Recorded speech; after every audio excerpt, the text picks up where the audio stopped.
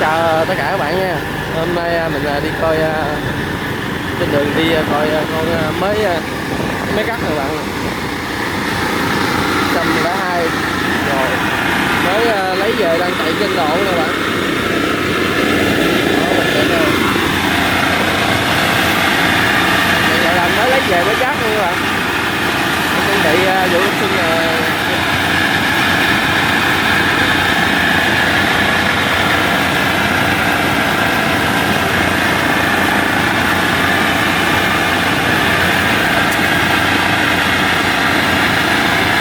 chạy nhanh quá.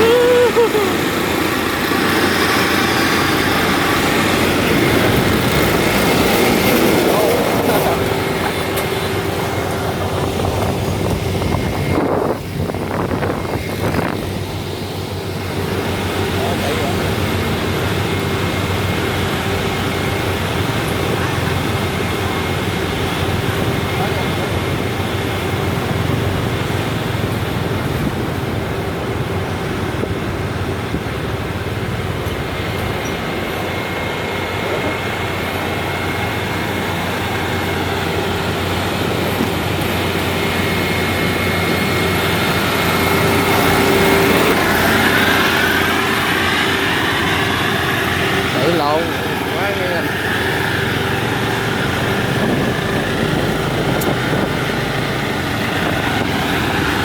Rồi giờ mình chạy theo về tới nhà coi đậu vô nhà luôn các bạn.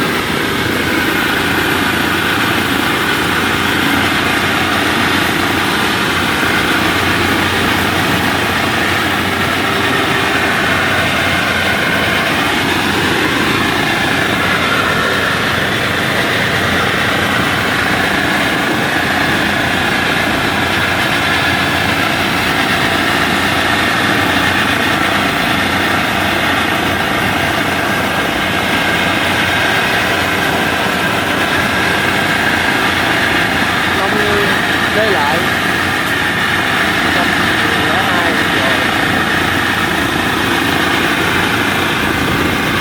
Quá đã quá đã.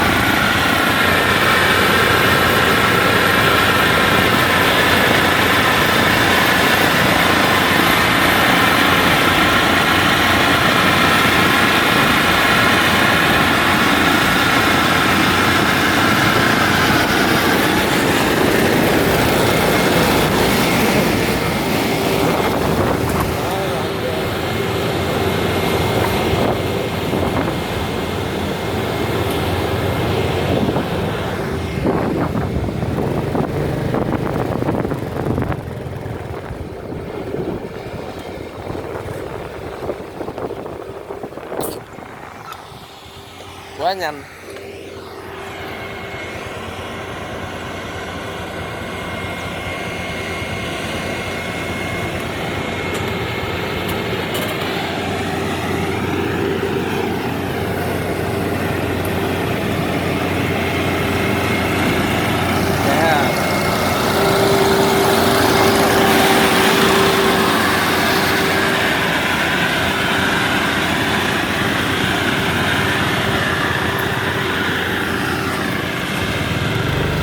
Em chạy theo tốc độ của nó chạy lộ là bao nhiêu nha.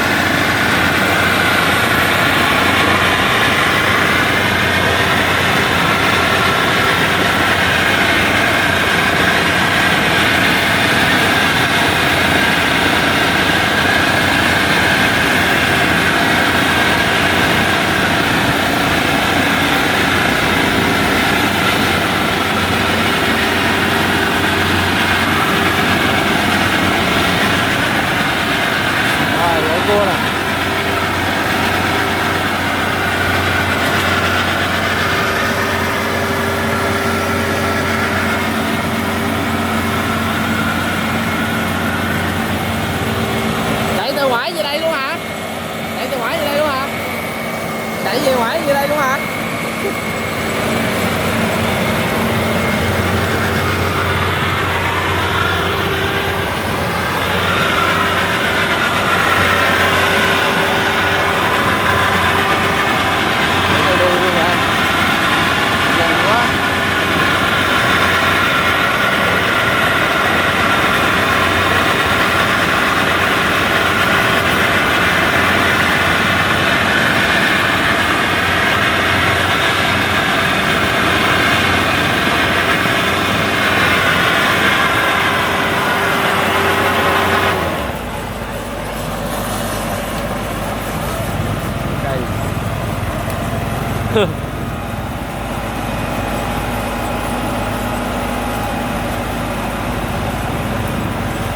Xíu nữa tới nhà rồi các bạn.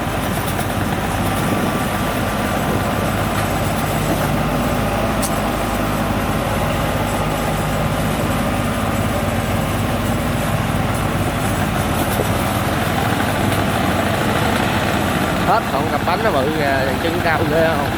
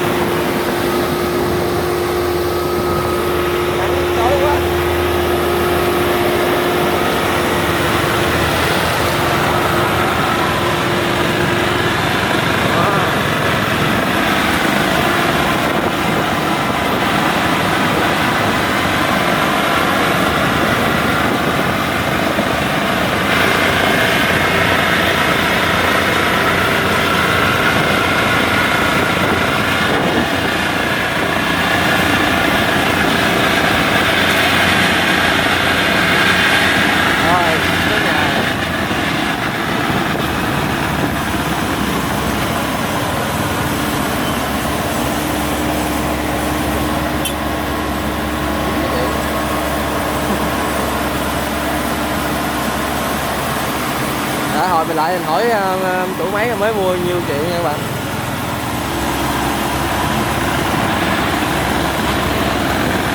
Hỏi thử mua nhiêu à.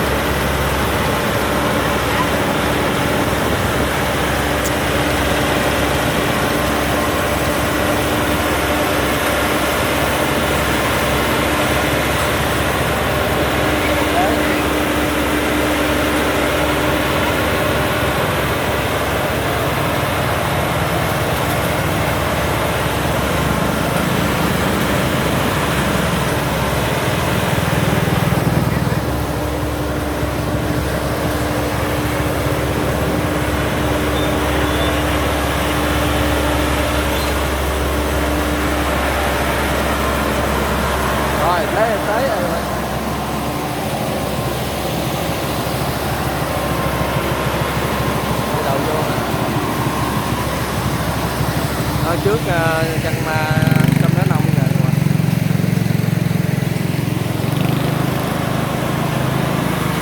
Nhiêu ta? Nhiêu ta?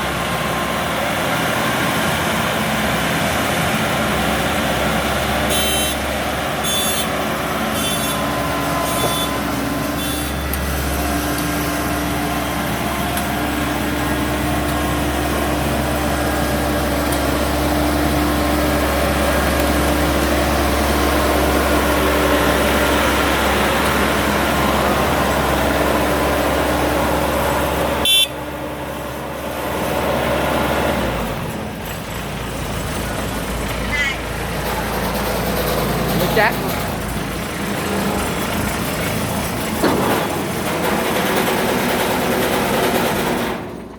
Ông chạy từ ngoài về đây luôn hả? À, chúng xe tải ha. Ủa sao cái găng mình nó gần gần ta? Cái găng mình sao nó gần gần? Chạy không? Nhiều vô Thanh? 650. Mới lấy luôn các bạn, 650 nha các bạn. Vậy là tao vừa mới chạy đi về thì nó chạy nó lao tới hả? Ừ.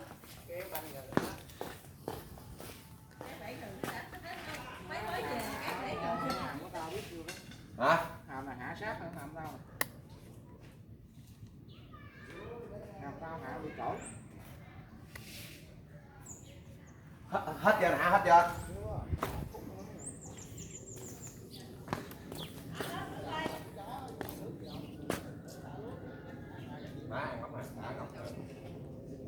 Đây con cua ta.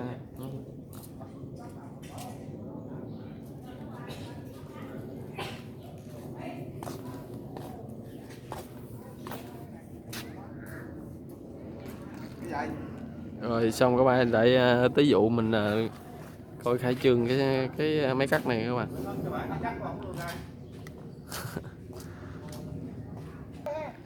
Đây.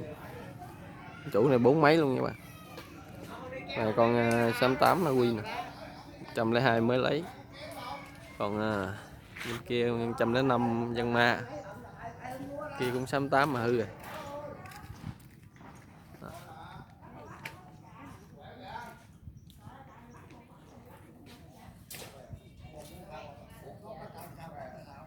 Rồi hẹn các bạn những video tiếp theo của mình nha.